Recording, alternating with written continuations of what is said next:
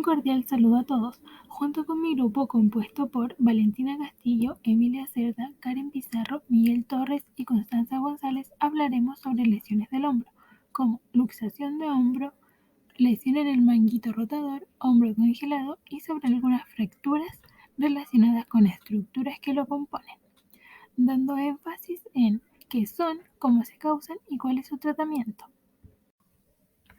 Para comenzar, hablaremos sobre la luxación de hombro. El hombro está compuesto por la clavícula, escápula y húmero. Este último se inserta en la cavidad glenoidea y es la articulación con más capacidad de movimiento debido a la cantidad de músculos que la rodean. Partamos por qué es una luxación. Es una lesión habitual que se produce cuando la cabeza del húmero sale de la cavidad glenoidea.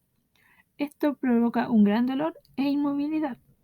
La salida puede ser hacia anterior o posterior. Hay varios tipos de luxación. Tenemos la subcoracoidea, que es la más común en luxación anterior. En esta, la cabeza del húmero se sitúa debajo la apófisis coracoides de la escápula.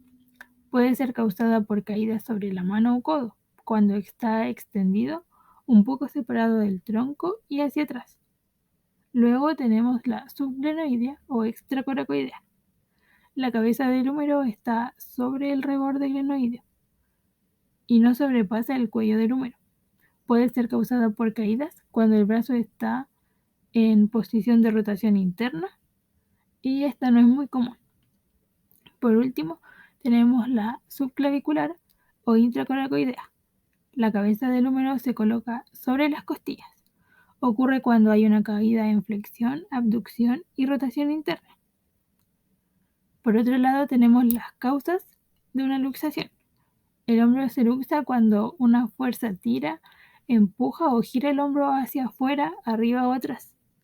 Y las más comunes son lesiones por deporte, accidentes de tránsito o caídas. Tratamiento.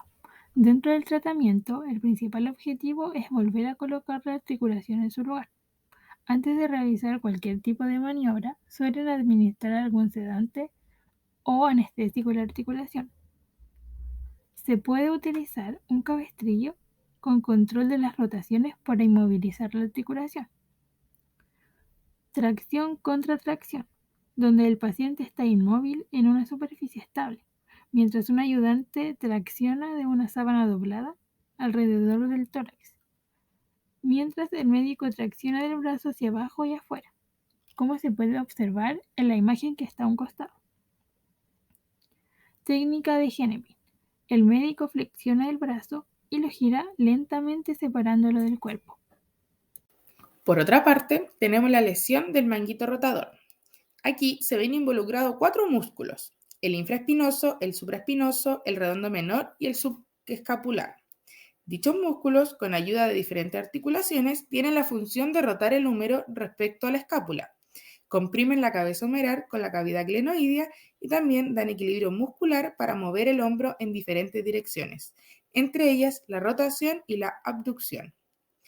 ¿Qué es y cómo se define? Se define como una de las lesiones más dolorosas que comúnmente afectan en la noche y pueden ser de tipo temporal o permanente. Limita los movimientos propios del hombro, por lo que se ven dificultadas las tareas básicas como levantar algún objeto, peinarse o cepillarse los dientes, por ende afecta la calidad de vida de la persona. Dentro de las causas encontramos que se debe a la actividad repetitiva por encima de la cabeza o por levantar objetos muy pesados durante un periodo prolongado. También tenemos que puede ser por el desgaste natural progresivo o atrofia muscular que se da con el avance del tiempo, por ende la edad. Este manguito rotador también se puede lesionar por caídas o accidentes que se traducen en fracturas. A modo de diagnóstico encontramos el examen físico, que es donde se aplica presión en diferentes partes del hombro afectado y se mueve el brazo en distintas posiciones. También se examina la fuerza del músculo alrededor del hombro y de los brazos. Dentro de las pruebas con imágenes que pueden arrojar el daño, tenemos las radiografías, la ecografía y la resonancia magnética, donde la radiografía nos muestra el daño óseo, La ecografía nos muestra el tejido blanco dañado, como los músculos o los tendones, y nos permite hacer una comparación rápida entre el hombro afectado y el hombro sano. Y por último, la resonancia magnética, que detalla la estructura completa del hombro. A modo de tratamiento, encontramos la cirugía, que es la que repara la estructura dañada, o las sesiones a través de rehabilitación física, que es donde se trabaja con la articulación del hombro para disminuir el dolor, aumentar la flexibilidad y fuerza de esta estructura. Hombro congelado, o también llamado capsulitis adhesiva, periartritis escapulohumeral o capsulitis fibrótica.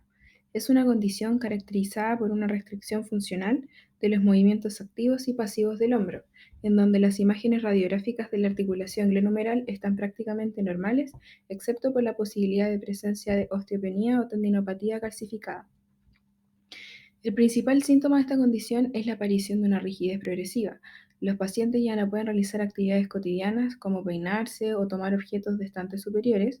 Además, puede aparecer dolor en la zona de la inserción del deltoides, de inicio insidioso, intensidad severa, el cual aumenta en la noche. El paciente no puede dormir del lado lesionado y es importante consignar antecedentes del trauma, cirugías previas o inmovilizaciones.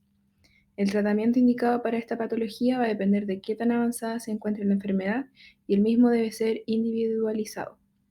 Entre los más utilizados comprenden ejercicios de amplitud de movimiento, medicamentos antiinflamatorios no esteroides e infiltraciones con corticoides que se inyectan en la cápsula articular para reducir el dolor y la inflamación. En un pequeño porcentaje de los casos se puede indicar una cirugía artroscópica para aflojar la cápsula articular y que pueda moverse con más libertad. Fracturas. Las fracturas de la escápula son poco frecuentes, representan el 1% total de fracturas y el 5% de las que involucran la cintura escapular. Las fracturas de la escápula se producen por traumas de alta energía, en su mayoría por accidentes en la vía pública. Esto determina que más del 80% de los casos tengan lesiones asociadas de diversa consideración, en especial traumatismos torácicos graves. El tratamiento conservador es de elección ante fracturas poco desplazadas y estables, ya que conducen a excelentes resultados en el 90% de los casos. Sin embargo, existe un grupo de fracturas que por su localización anatómica, grado de desplazamiento o condición de inestabilidad merecen una especial consideración. Se incluyen en este grupo a las fracturas desplazadas de la cavidad y cuello glenoideo y a la doble rotura del complejo suspensorio superior del hombro, en el que uno o más elementos de la escápula experimentan un considerable desplazamiento. Este complejo lesional se ha denominado hombro flotante. Fractura de clavícula. Las fracturas de clavícula suelen aparecer después de una caída con el brazo extendido o tras un golpe directo. Estas fracturas causan dolor, hinchazón y a veces bultos o protuberancias en el lugar de rotura del hueso. Por regla general, los médicos identifican las fracturas de clavícula basándose en la exploración clínica, pero solicitan radiografías para determinar la ubicación de la fractura y su extensión. La mayoría de las fracturas de clavícula requieren solo un cabestrillo, pero otros tipos de fracturas requieren cirugía. Fractura de húmero proximal. El húmero proximal es el extremo superior del hueso de la parte alta del brazo. ¿Qué son las fracturas proximales del húmero? La fractura del húmero proximal es una lesión frecuente y grave en personas mayores, que también se le suele llamar una fractura de hombro. Las personas pueden tardar varios meses en recuperar el uso del brazo. Algunas restricciones de la movilidad y el dolor son problemas frecuentes a largo plazo. ¿Cuáles son las formas habituales de tratar esta fractura?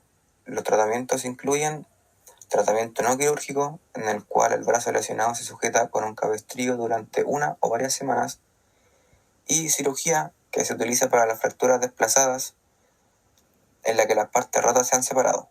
La cirugía puede consistir en devolver las piezas a su sitio y fijarlas con tornillos en una placa metálica o con un clavo colocado en la médula ósea. Dentro del tratamiento desde la terapia ocupacional podemos utilizar la técnica de la facilitación neuromuscular propioceptiva. Esta es una técnica que integra la información sensitiva proveniente de los receptores mecánicos, térmicos, de presión y los químicos presentes en la anatomía humana, el cual le facilitará al usuario el retorno a la actividad física luego de la lesión. En pocas palabras, se ponen los objetivos y las demandas específicas para lograrlas mecánicamente en un progreso del hombre. Se van a estimular los propioceptores, recordando que estos son los responsables de la recopilación de información acerca de los cambios de posición y la velocidad angular de una articulación. Dentro de los procedimientos básicos que podemos realizar con esta técnica se encuentra el contacto manual, en el cual nosotros vamos a colocar la mano siempre en el sentido opuesto al movimiento indicado hacia el usuario. El comando verbal, que es la realización del movimiento, que va guiada de nuestra voz en el mando que sirve para un estímulo. Se debe cuidar mucho la claridad, la precisión, el tono y el tiempo con el que le indicamos la orden. La tracción y la aproximación, que la tracción va a ocurrir como la separación de la superficie articular y se utiliza para facilitar los movimientos de flexión de hombro, mientras que la aproximación es la junta de la superficie articular y facilita el tono y la postura. El estiramiento, que va a ser la elongación de las fibras musculares, que por mecanismo de reflejo va a crear un incremento de la contracción muscular. El movimiento impartido es para obtener el reflejo del estiramiento y debe ser muy breve y sincrónico con el esfuerzo voluntario de nuestro usuario. El sincronismo normal, que va a ser la secuencia de la contracción muscular en un movimiento coordinado. Y finalmente la resistencia máxima, que es un movimiento que se va a realizar y es de mayor magnitud como para exigir el esfuerzo máximo del usuario. Sin embargo, se va a gradar según su capacidad y la necesidad. Dentro de los casos clínicos tenemos el caso 1, que tiene como título El hombro doloroso y la lesión del manguito rotador, que es por Carla Mora Vargas y fue realizado en el año 2008. Este caso tiene como antecedente que el usuario era de sexo femenino, tenía 52 años y como resumen llegó con un dolor de hombro que en primera instancia se trató con medicamento brindado por el médico. Posterior a esto se le generó tensión y rigidez en el movimiento de abducción y aducción y la patología que evolucionó posteriormente a la ruptura del manguito rotador, con subsiguiente reparación quirúrgica y fisioterapia, logrando la recuperación casi total de la funcionalidad. Se empleó una terapia física para restablecer la funcionalidad del miembro superior izquierdo, lográndose al término de un año la recuperación del 90% de la capacidad total de su miembro. El segundo documento del que hablaremos se llama Evolución y características de los pacientes con hombro doloroso en atención primaria. Es escrito por García y Medina.